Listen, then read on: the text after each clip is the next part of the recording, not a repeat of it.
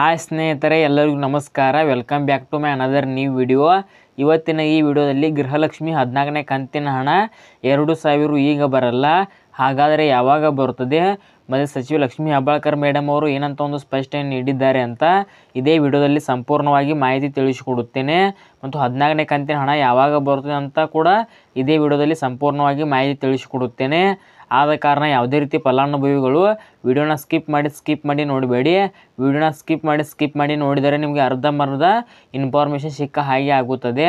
ಆದ ಕಾರಣ ವಿಡಿಯೋನ ಕೊನೆಯವರೆಗೆ ನೋಡಿ ಮಾಹಿತಿನ ತಿಳಿದುಕೊಳ್ಳಿ. ಅದಕ್ಕಿಂತ ಮುಂಚೆ ಯಾರಾದರೂ ಮೊದಲನೇ ಬಾರಿಗೆ ನನ್ನ ಯೂಟ್ಯೂಬ್ ಚಾನಲ್ ನೋಡ್ತಿದ್ದರೆ ಪ್ಲೀಸ್ ಹೊಸಬರು ಯಾರೆಲ್ಲ ಸಬ್ಸ್ಕ್ರೈಬ್ ಮಾಡದೆ ನೋಡ್ತಿದ್ದೀರಾ ಪ್ರತಿಯೊಬ್ಬರು ವಿಡಿಯೋಗೆ ಲೈಕ್ ಮಾಡಿಬಿಟ್ಟು ನನ್ನ ಚಾನಲ್ನ ಸಬ್ಸ್ಕ್ರೈಬ್ ಮಾಡ್ಕೊಳ್ಳಿ, ಹಾಗೆ ಸಪೋರ್ಟ್ ಮಾಡಿ ಸ್ನೇಹಿತರೆ. ಹಾಗಾದರೆ ಬನ್ನಿ ಇವತ್ತಿನ ಈ ವಿಡಿಯೋನ ಶುರು ಮಾಡೋಣ. ಇಲ್ಲಿ ನೋಡಿ ಸ್ನೇಹಿತರೆ, ಮೊದಲಿಗೆ ಈಗಾಗಲೇ ಗೃಹಲಕ್ಷ್ಮಿ 13ನೇ ಕಂತಿನ ಹಣ ಆಲ್ಮೋಸ್ಟ್ ಎಲ್ಲ ಒಂದು ಫಲಾನುಭವಿಗಳಿಗೆ ಬಂದು ತಲುಪಿದೆ. ಇನ್ನು 14ನೇ ಕಂತಿನ ಹಣಕ್ಕೋಸ್ಕರ ಕಾಯ್ದು ಕುಳಿತಿದ್ದಾರೆ. ಆದ ಕಾರಣ 14ನೇ ಕಂತಿನ ಹಣ ಯಾವಾಗ ಬರುತ್ತದೆ ಅಂತ ತುಂಬ ಒಂದು ಮಹಿಳೆಯರು ನನಗೆ ಕಮೆಂಟ್ ಮಾಡ್ತಾ ಇದ್ದಾರೆ. ಆದ ಕಾರಣ ಇಲ್ಲಿ ನೋಡಿ ಸ್ನೇಹಿತರೆ, ಮೊದಲಿಗೆ ಗೃಹಲಕ್ಷ್ಮಿ 14ನೇ ಕಂತಿನ ಹಣ ಯಾವುದೇ ಕಾರಣಕ್ಕೂ ನಿಮಗೆ ಬರುವುದು ನಿಲ್ಲುವುದಿಲ್ಲ, ಖಂಡಿತವಾಗಿ ಬಂದೇ ಬರುತ್ತದೆ. ಆದರೂ ಕೂಡ ಒಂದು ಸ್ವಲ್ಪ ಹಿಂದೆ ಮುಂದೆ ಆಗುತ್ತದೆ. ಒಟ್ಟಲ್ಲಿ ಗೃಹಲಕ್ಷ್ಮಿ ಯೋಜನೆ ಯಾವುದೇ ಕಾರಣಕ್ಕೂ ಬಂದಾಗಲ್ಲ ಅಂತ ಸಚಿವ ಲಕ್ಷ್ಮೀ ಹೆಬ್ಬಾಳ್ಕರ್ ಮೇಡಮ್ ಅವರು ಒಂದು ಖಡಕ್ಕಾಗಿ ಮಾತನ್ನು ತಿಳಿಸಿದ್ದಾರೆ. ಆದ ಕಾರಣ ಯಾವುದೇ ರೀತಿ ಫಲಾನುಭವಿಗಳು ಗೃಹಲಕ್ಷ್ಮಿ ಯೋಜನೆ ಯಾವುದೇ ಕಾರಣಕ್ಕೂ ಬಂದಾಗಲ್ಲ ಅಂತ ತಿಳ್ಕೊಳ್ಳಿ. ಖಂಡಿತವಾಗಿ ಇನ್ನೂ ನಮ್ಮ ಸರ್ಕಾರ ಆಡಳಿತದಲ್ಲಿ ಇರೋ ತನಕ ನಾವು ಯಾವುದೇ ಕಾರಣಕ್ಕೂ ಈ ಗೃಹಲಕ್ಷ್ಮಿ ಯೋಜನೆ ಅಂತೂ ಮೊದಲೇ ಬಂದ್ ಮಾಡಲ್ಲ ಅಂತ ಮಹಿಳಾ ಮತ್ತು ಮಕ್ಕಳ ಕಲ್ಯಾಣ ಇಲಾಖೆಯ ಸಚಿವ ಲಕ್ಷ್ಮೀ ಹೆಬ್ಬಾಳ್ಕರ್ ಮೇಡಮ್ ಅವರು ಒಂದು ಘೋಷಣೆ ಮಾಡಿದ್ದಾರೆ. ಆದ ಕಾರಣ ಒಟ್ಟಲ್ಲಿ ಹಿಂದೆ ಮುಂದೆ ಆಗುತ್ತದೆ ಗೃಹಲಕ್ಷ್ಮಿ ಹಣ ಬರಲು, ಆದರೆ ಯಾವುದೇ ಕಾರಣಕ್ಕೂ ನಿಮಗೆ ಗೃಹಲಕ್ಷ್ಮಿ ಹಣ ಬರೋದು ನಿಲ್ಲುವುದಿಲ್ಲ ಅಂತ ಒಂದು ಖಡಕ್ಕಾಗಿ ಮಾಹಿತಿನ ತಿಳಿಸಿದ್ದಾರೆ. ಹಾಗಾದರೆ ಗೃಹಲಕ್ಷ್ಮಿ 14ನೇ ಕಂತಿನ ಹಣ ಯಾವಾಗ ಬರುತ್ತದೆ ಅಂದರೆ ಇಲ್ಲಿ ನೋಡಿ ಸ್ನೇಹಿತರೆ, ನನ್ನ ಪ್ರಕಾರ ಇದೇ ನವೆಂಬರ್ 13ನೇ ತಾರೀಕು ಉಪಚುನಾವಣೆ ಇದೆ. ಅಷ್ಟರ ಒಳಗಡೆ ನಿಮ್ಮ ಖಾತೆಗೆ ಗೃಹಲಕ್ಷ್ಮಿ 14ನೇ ಕಂತಿನ ಹಣ ಬರುವ ಸಾಧ್ಯತೆ ಇದೆ. ಆದ ಕಾರಣ ಯಾವುದೇ ರೀತಿ ಫಲಾನುಭವಿ ಟೆನ್ಷನ್ ಮಾಡ್ಕೊಳ್ಳೋಕ್ಕೆ ಹೋಗಬೇಡಿ.